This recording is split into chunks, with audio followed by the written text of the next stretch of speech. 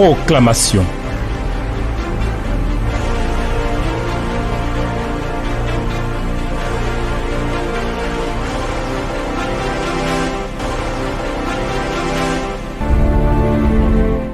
Mon Seigneur et mon Dieu, Père élevé en majesté, Père élevé en autorité, Père élevé en gloire, en grandeur, Père élevé en puissance et en force, tu es digne de recevoir louange et honneur et gloire, parce que ta bonté et ta fidélité sont sans pareil.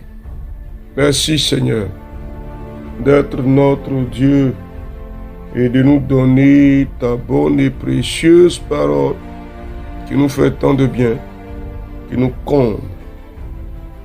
Nous sommes là aujourd'hui encore à ce rendez-vous de la proclamation de ta parole. Tu nous conduis et tu nous fais du bien. Merci pour cette parole précieuse, poussée à sa manifestation, et que gloire et honneur te reviennent au nom de Jésus. Amen. Chers amis, nous sommes en train de poursuivre. Vous vous rendrez bien compte que tout ce mois de juillet a été un mois pour semer des choses agréables, importantes et essentielles pour que notre second semestre soit un semestre de qualité. Aujourd'hui encore, je voudrais vous inviter à repartir avec moi dans le texte de Ésaïe, chapitre 9. Ésaïe, chapitre 9, le verset 1 au verset 3. Le peuple qui marchait dans les ténèbres voit une grande lumière. Sur ceux qui habitaient le pays de l'ombre de la mort, une lumière resplendit. Tu rends le peuple nombreux, tu lui accordes de grandes joies. Il se réjouit devant toi, comme on se réjouit à la moisson, comme on pousse des cris d'allégresse au partage du butin. Car le joug qui pesait sur lui, le bâton qui frappait son dos, la verge de celui qui l'opprimait, tu les brises, comme à la journée de Madian. Amen.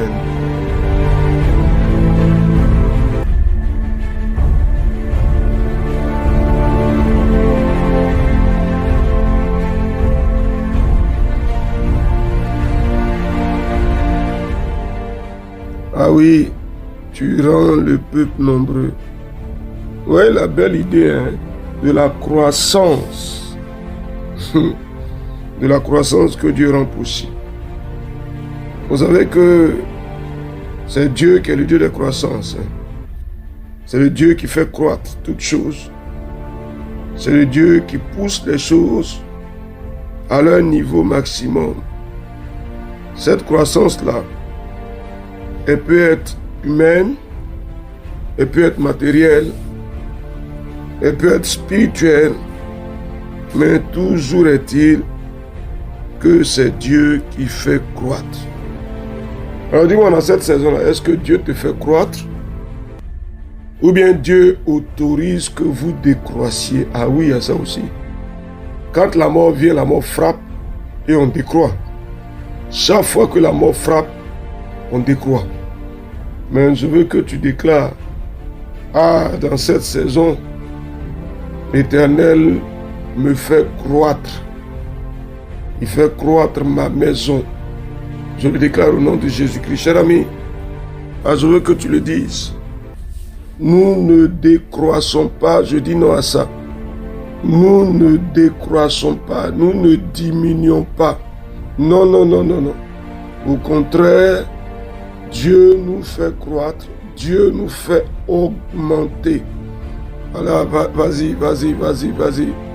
Ah, voilà ce qui est la réalité. Vas-y, il nous fait augmenter, il nous fait croître. L'Éternel agit, il agit par sa puissance. Croissance à tous les niveaux, augmentation à tous les niveaux. L'Éternel nous fait croître, il nous fait croître. Il nous fait croître de façon numérique. Nous ne diminuons pas. le nombre que nous sommes dans ma maison ne diminue pas. Je dis non. Je dis non, je dis non. Seigneur, tu ne nous laisses pas diminuer, tu ne nous laisses pas décroître. Oh Dieu des cieux, ta bonté demeure avec nous. Tu nous fais croître, tu nous fais croître, tu nous fais croître, tu nous fais augmenter.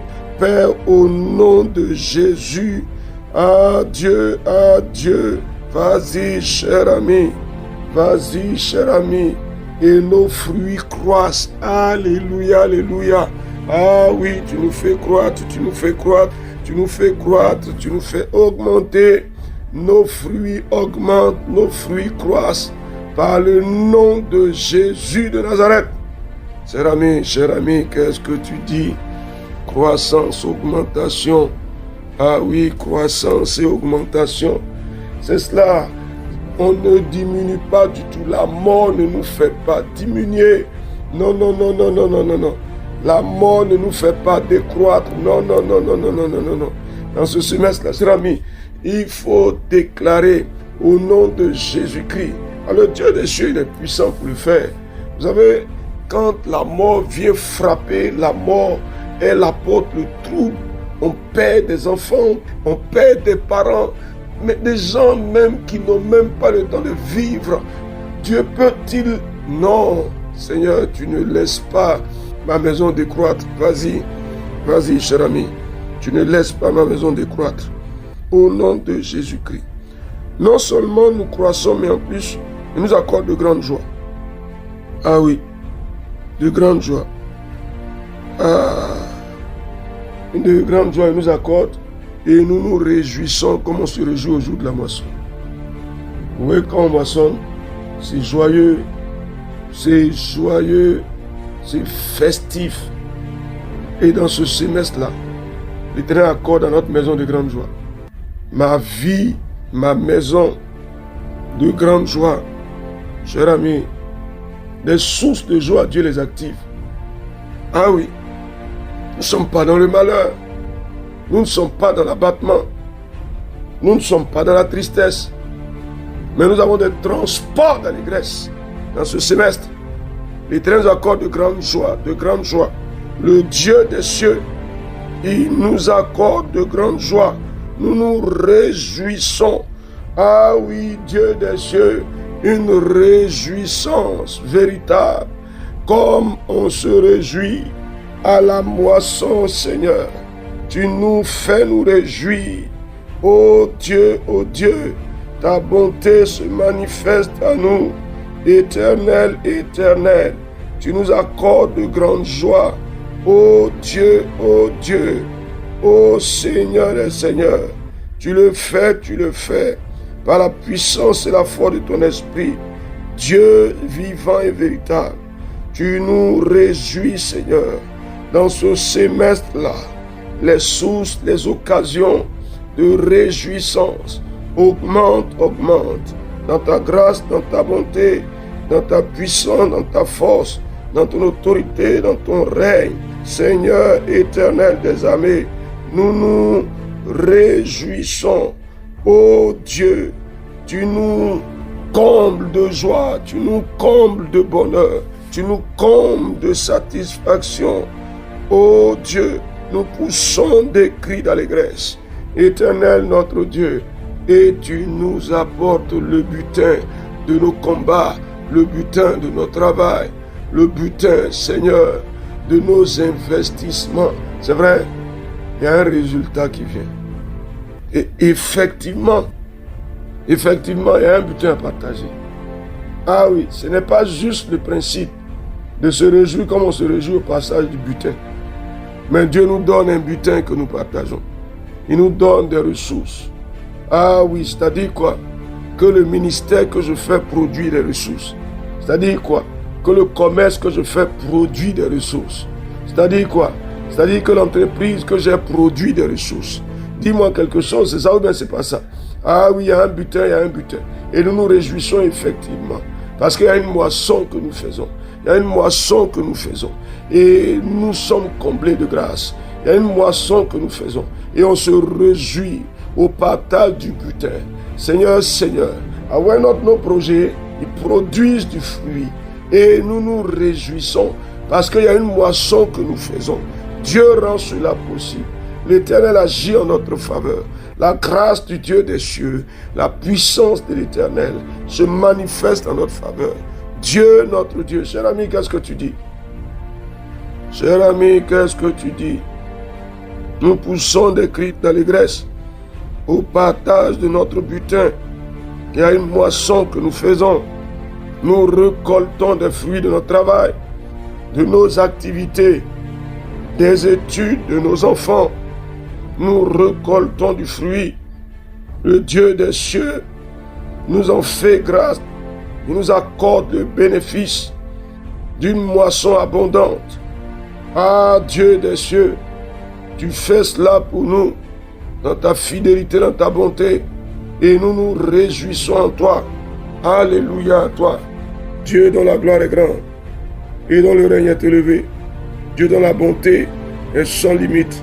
Sois magnifié, Seigneur, parce que tu agis en notre faveur. Et cette saison est une saison de joie, de réjouissance, de partage de butin, de moisson abondante. Par le nom de Jésus notre Seigneur. Amen, amen, amen, amen, amen. Chers amis, il y a quelque chose pour nous, n'est-ce pas? La grâce du Seigneur se manifeste effectivement. Et le Dieu de bonté lui-même, il nous montre sa fidélité au nom de Jésus. Amen. Ésaïe chapitre 9, verset 1 au verset 3. On se retrouve la prochaine fois sous le regard de grâce du Seigneur des Seigneurs. Amen, amen, amen.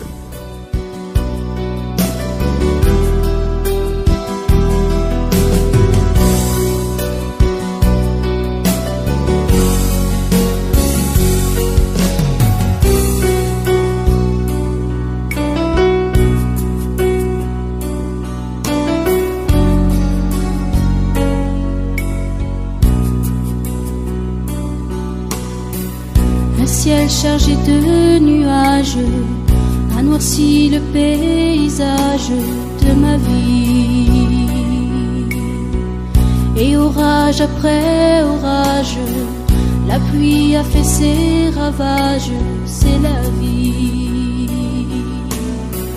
Un coin de ciel bleu, juste le temps de croire qu'on est heureux.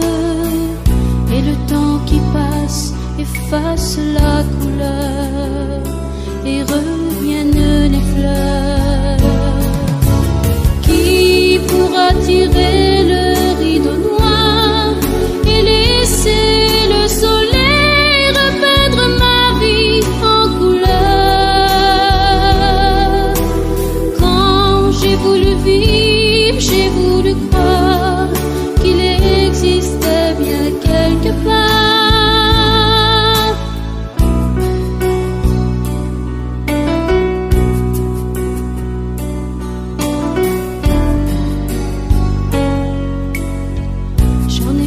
Bien des voyages, mais un jour sur mon passage, le soleil a changé tous mes nuages, plaçant sur mon paysage un arc-en-ciel. J'ai trouvé celui qui peut peindre une vie tout en couleur. J'ai trouvé celui qui enlève le gris et efface les pleurs. Il a retiré le rideau noir et laissé le soleil repeindre ma vie en couleur. Quand j'ai voulu vivre, j'ai voulu croire qu'il existait bien quelque part. Ce merveilleux artiste change ce qui est triste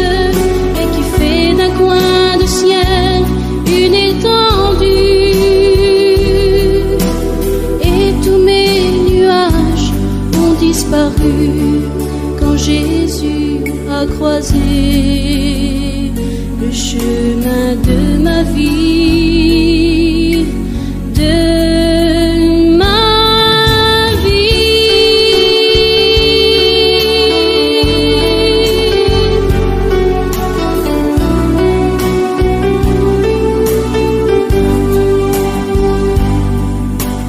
Il m'a seulement tendu la main, m'invitant à suivre le chemin